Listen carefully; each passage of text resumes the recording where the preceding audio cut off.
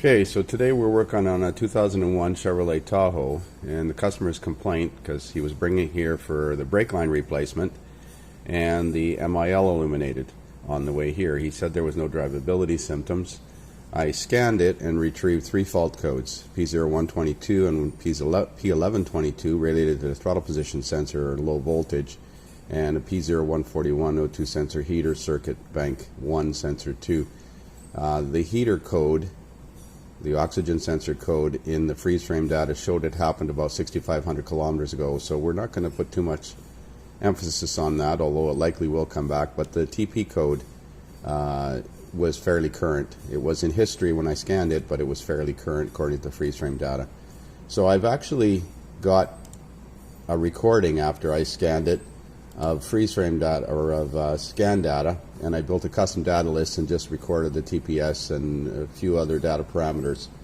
And here's the TPS voltage on this road test. You can see here at the bottom right here, if you watch it, it'll occasionally drop to 0.12. Typically anything below 0.25 would be out of range, and usually it sits about 0.5. Here's release throttle here, 0.53. So it is dropping out. Now that's likely a TPS failure. It could also be there's another dropout right there. So in this position right here, it dropped to 0. And I went back and rescanned it,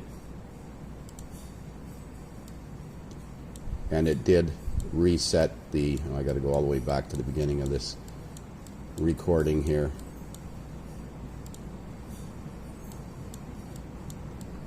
I've scanned this vehicle all the way back to 2012, so I've got a history of it. Every time it comes here, I just reload the data. So it did reset the P0122 and 1122 codes. So it's likely a failed TPS, but it could also be a wiring issue. So we're going to do a TPS sweep with a graphing multimeter. So there's the TPS located just across from the throttle cable. Of course, newer vehicles now are drive-by-wire throttle, and they don't have this concept, but they use two throttle position sensors typically at the accelerator pedal, or sorry, at the throttle body, and 2 or 3 potentiometers at the accelerator pedal with a drive-by-wire throttle system. So I've already visually looked at this. I don't see anything obviously wrong. I don't want to manipulate the wiring too much. I want to put the scan tool on it and graph the TPS voltage while I manipulate the wires with the key on. So I've got scan data loaded here, but I'm going to build a custom data list, and the benefit of that, deselect all data. I'm just going to select the throttle position sensor voltage and the percentage and graph it. That way the refresh rate will be significantly faster. You can see the frames of data counting up here fairly quickly, and we're going to have a look at live data while we manipulate the wires and see if we can get it to drop out. It's sitting at 0.51 right now. So I'm graphing live voltage on the right hand side, and then the percentage, which is the calculation on the left hand side. So you can see as I open the throttle, the voltage rises and falls nice and smooth. Open, close, open, close. The lowest it's gone is 0.51 right here, 0.51 volts.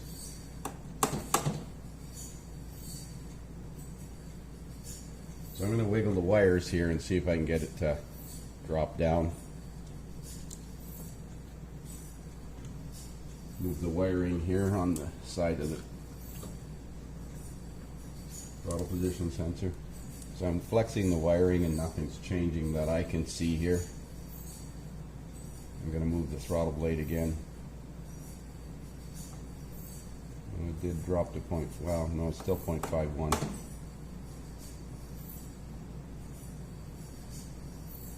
Okay, so I'm going to hook up a graphing multimeter, because graphing data is a lot slower due to the refresh rate than actually graphing the live voltage. So we'll do both simultaneously for demonstration purposes.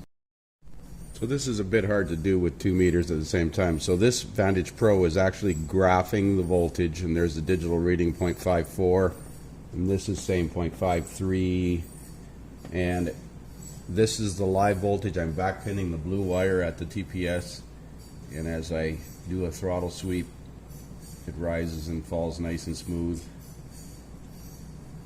and then back down again. I would really like to see a dropout in this thing because I'm just manipulating the throttle. That's why we get it. Refresh rate on the scan tool here is pretty fast. You can see they're almost a mirror image of each other. If I try to manipulate the throttle very quickly, it doesn't, it picks it up here, but you might miss it on the scan tool because of the refresh rate of the data. I really would have liked to see this drop out in here. It's not doing it now. Well, it could also be a wiring issue on the way to the ECM. It could be a connector terminal compromised. Do we take a chance and just replace the TPS? Gotta take the alternator off to do that. I'm gonna see what this does, what voltage this goes to with the TPS unplugged. So with the TPS disconnected, the voltage on the scan tool goes to 0. So that would mean that this does not have a diagnostic resistor built into the PCM, otherwise it would go to 5 volts with an open circuit on the signal. So to get 0 out of this thing, it could be an intermittent break in the sensor signal wire. It could also be an intermittent open in the 5 volt reference wire to the sensor, but it can't be a problem with the ground wire, otherwise it would go to 5 volts. So I think I'm going to take a chance and just replace the TPS. Unfortunately, I can't duplicate the concern right now, but given the fact that this has got over 225,000 kilometers on it, and it's 18 years old, and it's a potentiometer with a wiper that wears, I would think that would be a good judgment call. We'll see what happens. So I removed the alternator to gain access to the throttle position sensor on the side here. There's 2 or 3 little screws that hold it on. These little dowels here, they press in against the side of the alternator here. You need to reset these now. Some guys will hit them with a hammer and tap them back out so that it's easier to get the alternator in, because I had to pry it out with a pry bar. I don't like doing that. I've seen the cast aluminum ear break off from hitting it, so I wouldn't recommend hitting them. I'm going to show you what I do. So I put a 3/8 3/8 socket, 19 mil, or you could probably use 18, and a 8 millimeter bolt and nut, and I pull it out. I use it as a little pressing tool to press it out. That way, I guarantee not going to break that ear off. I've seen this ear snap off when somebody hit it with a hammer, so don't recommend doing that. So there's a TPS removed. No signs of moisture intrusion in it. And off the side of the throttle body assembly, 2 T20 Torx headed screws, or machine nuts, or machine screws that hold it in. And no adjustment required on this one, so we'll replace it and carry on. So there's the new TPS and reinstalled, and dielectric grease on the O-ring seal on the back of the TPS, and dielectric grease on the connections. Serpentine belt back on. Looks pretty decent. I do notice there's a considerable amount of carbon deposits inside the throttle blade, so we're going to clean the throttle bore and do a computer reset so it'll relearn the minimum TPS in case it's different from the original one, which was 0.53. Other than that, a matter of putting this back together, looking at that little tube down there, that coolant crossover tube, to see if it's corroded, but it doesn't look like it's leaking yet. Okay, so there's the throttle body cleaned with air intake clean. I use this Clean Flow air intake clean because it sprays nicely, and then wipe it out with a rag. You can also use a small toothbrush to clean the back side of the throttle blade. because that affects the minimum airflow around the throttle blade and through that little hole. In order to run it with the air induction system off, disconnect the mass airflow sensor connector. I'm going to reconnect it now.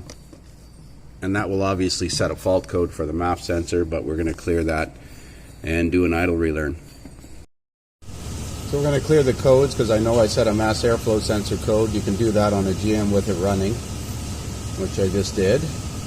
We're going to go into data and engine data and have a look at, I had the battery disconnected, that's what will reset the minimum idle.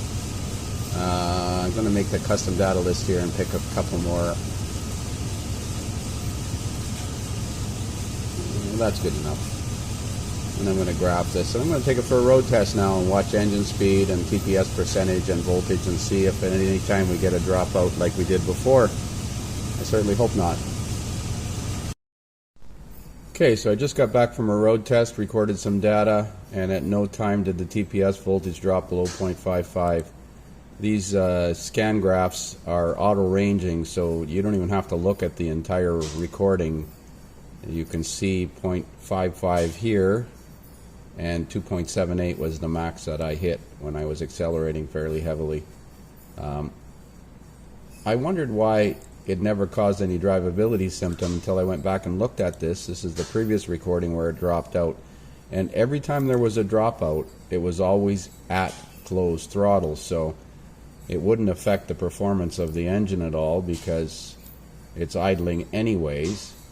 If it was if the dropout happened at, say, 1 volt, for instance, part throttle, it would think you took your foot off the gas pedal when you actually didn't.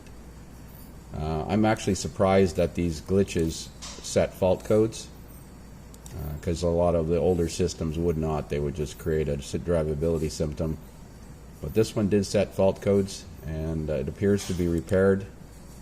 As I said, didn't drop below 0.55 on the entire road test. So we'll call that one a wrap. If you're interested, I'm going to explain that diagnostic resistor concept that I mentioned when I was talking about the TPS voltage changing with the sensor unplugged. So stay tuned. So as promised, here's an explanation of that electrical circuit. So this is the actual TPS, which is a potentiometer with 3 wires on it. The top wire is a 5-volt reference from a fixed resistor in the PCM to limit the current flow. Goes through this resistor in the actual throttle position sensor and returns via a dedicated ground wire, usually called signal return TPS low. And then we have the signal wire, which is this one here. This is the blue wire on this particular application that I had back pinned. So at an idle, the potentiometer wiper would be down near 0 volts, roughly 0.5 volts. And it would go to about 4.5 volts at wide open throttle. Now I said when we unplugged this connector, this particular one went to 0 volts and that there was no diagnostic resistor. So you should be able to see that if we unplug this connector, this wire would have no voltage attached to it, so it would read 0 volts. This monitor in here is simply nothing but a voltmeter.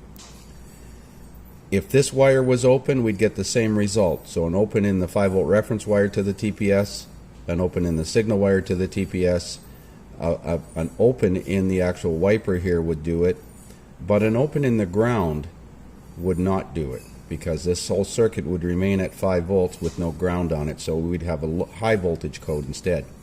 Now some of these circuits will have this diagnostic resistor in here. So if it had this diagnostic resistor built into the actual PCM, when you unplug this sensor, this circuit then sees 5 volts. And on some applications they did that to enhance diagnostics. This same circuit applies to most analog MAP sensors as well, or boost pressure sensors, and that explains why you'll get 2 different results. On some systems when you unplug the sensor you'll get 0 volts, on other systems when you unplug the sensor you'll get 5 volts. So that optional diagnostic resistor could be in there. It is not on this Tahoe. It is on other applications. So, hope that helps.